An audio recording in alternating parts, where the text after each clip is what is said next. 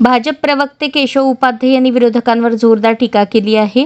लोकसभेच्या निवडणुकीत जेव्हा तुम्हाला यश मिळालं तेव्हा निवडणूक आयोगावर शंका घेतली नाही, मग आता का घेताय, असा सवाल त्यांनी विरोधकांना विचारला.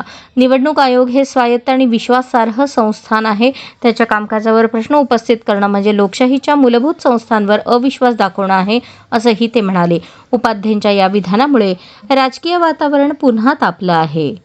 नाचता येईना अंगण वाकडं या म्हणीचा खरा अर्थ समजून घ्यायचा असेल तर आजची उद्धव ठाकरे यांची सामनातील मुलाखत आपण वाचली पाहिजे, ऐकली पाहिजे.